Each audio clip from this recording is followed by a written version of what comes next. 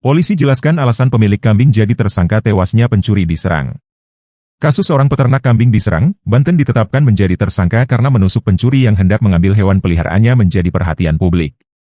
Peternak bernama Muhyani tersebut menusuk pencuri bernama Waldi yang saat itu mengeluarkan golok untuk menyerangnya.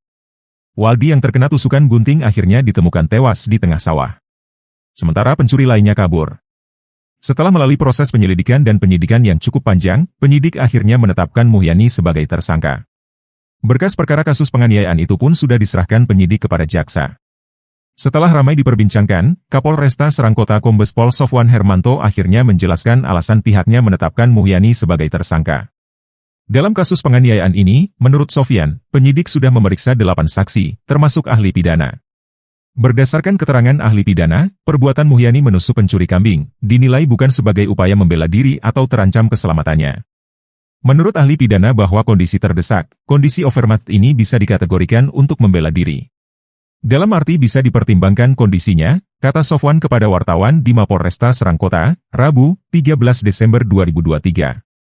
Sedangkan yang dilakukan oleh saudara M bukan kondisi yang terdesak dan overmatch, sambung Sofwan. Menurut Sofwan, Muhyani saat kejadian punya kesempatan melarikan diri dan meminta pertolongan orang lain saat Waldi mengeluarkan golok. Hal inilah yang membuat penyidik menetapkan Muhyani sebagai tersangka penganiayaan yang menyebabkan korban meninggal dunia sesuai pasal 351 ayat 3 KUH Pidana. Muhyani tidak ditahan selama proses penyidikan karena kooperatif.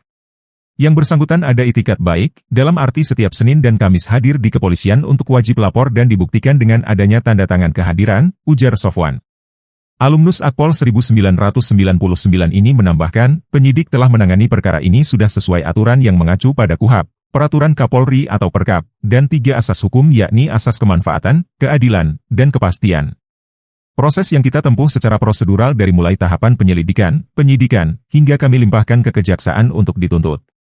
Nanti hakimlah yang memutuskan, kata dia. Saat ini, penahanan Muhyani yang sempat ditahan di Rutan Kelas 2B Serang, ditangguhkan. Namun, proses hukum terus berjalan. Jaksa saat ini masih menyusun berkas dakwaan. Sebelumnya diberitakan, Muhyani memergoki 2 pencuri, Waldi dan Pendi, yang akan mengambil hewan ternaknya pada Jumat, 23 Februari 2023. Saat ketahuan, Waldi mengeluarkan golok dari pinggangnya. Sedangkan Muhyani dipersenjatai dengan gunting, menusuk dada Waldi hingga terluka lalu melarikan diri. Namun, karena lukanya parah, Waldi ditemukan tewas di tengah sawah. Download Tribun X sekarang, menghadirkan lokal menjadi Indonesia. Download Tribun X sekarang, menghadirkan lokal menjadi Indonesia.